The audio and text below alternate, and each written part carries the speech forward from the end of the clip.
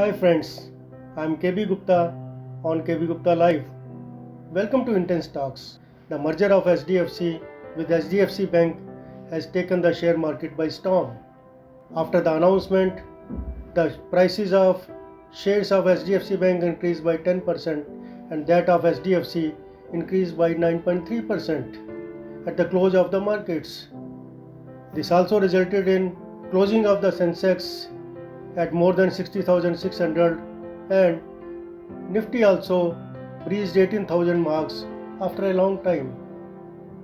This resulted into increase in the combined wealth of shareholders of HDFC and HDFC Bank by 1.3 lakh crore rupees. This enabled HDFC Bank to overtake TCS Limited to the number 2 position after Reliance Industries in terms of market valuation.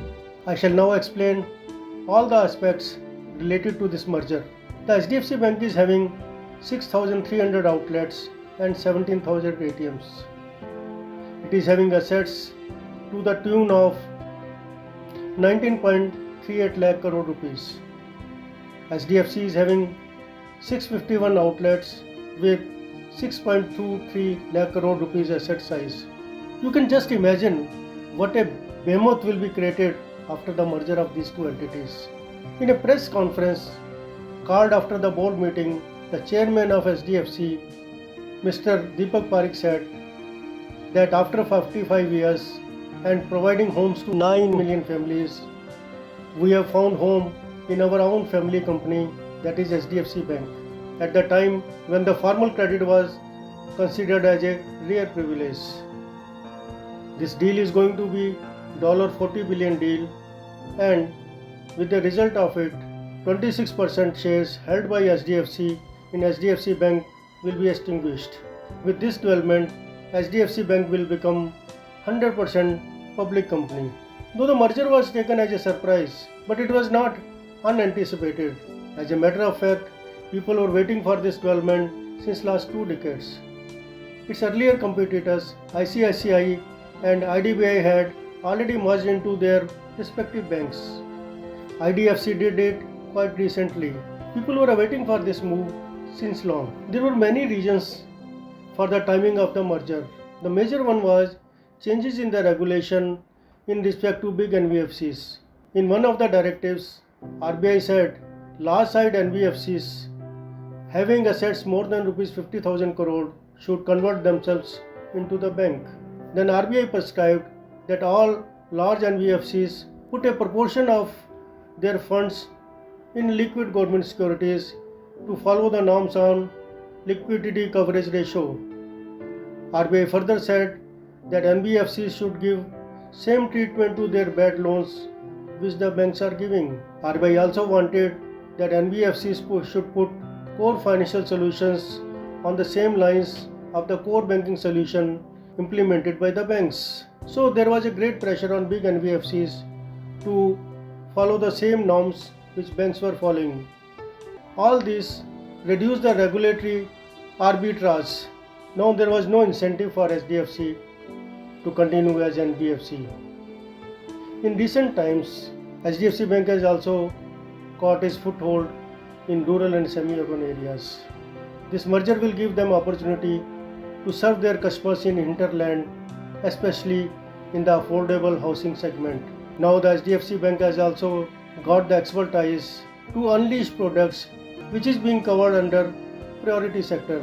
Moreover, now there are great opportunities for priority sector bonds. Now the interest rates have also come down to 3% to 4%. With a low interest rate regime, there will be less drag on reserve requirements.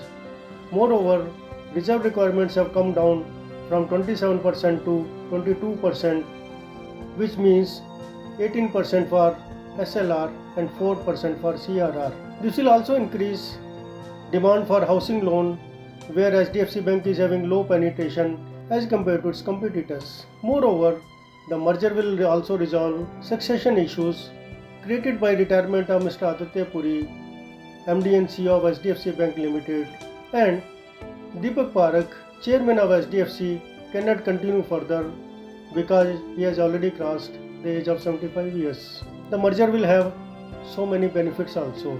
It will enable HDFC to offer a range of products to its customers, including overdraft account where the customers can put their extra savings for interest reduction, which was not possible earlier because it is available only to the customers of the bank. HDFC Bank can get new customers because 70% of the customers of HDFC don't have accounts in HDFC Bank and 70% of the HDFC Bank clients don't have mortgage with HDFC.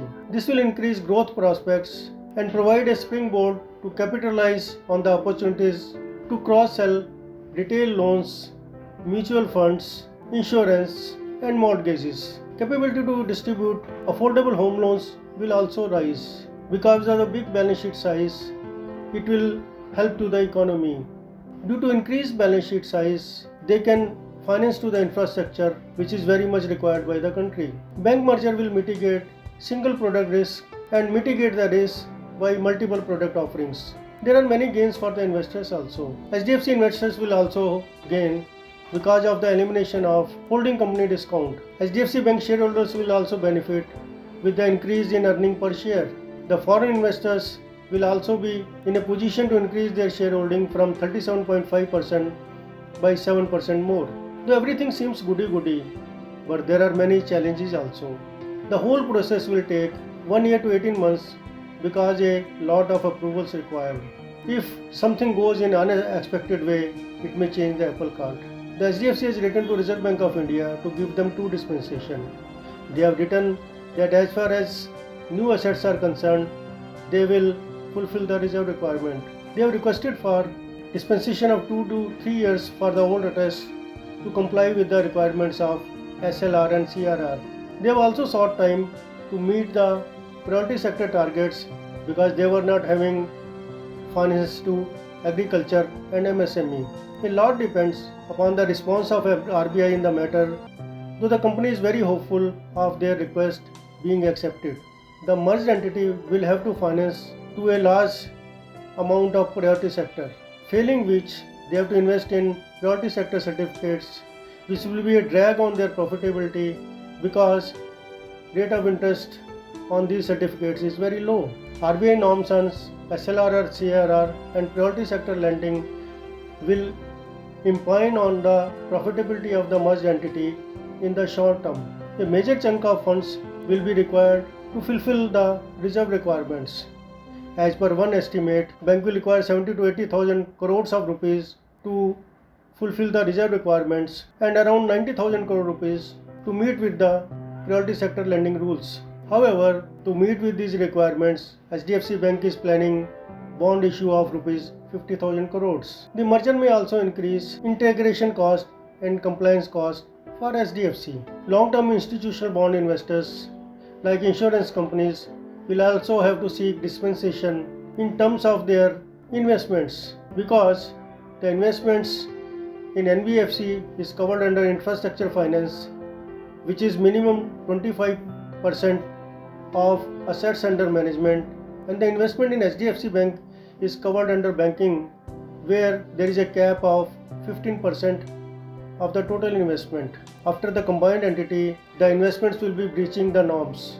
We understand the impacted companies have taken appointment from Insurance, Regulatory and Development Authority of India (IRDAI) for the purpose. HDFC Bank will hold stakes in the subsidiary of HDFC as it is, but it will be subject to approval from RBI. Company is hopeful of getting RBI approval for the same. One of the way out may be to create a holding company to hold all these subsidiaries. If that happens, as per certain analysts, this will be a temporary drag on balance sheet because of the strain on profitability of the bank. Despite all these pros and cons, a lot of euphoria has been created by this news. This development may lead to further consolidation in the banking industries in times to come. We may expect interesting developments in the field in the times to come. I hope you like this analysis. If yes, then please press like and share button and subscribe to my channel. Thank you.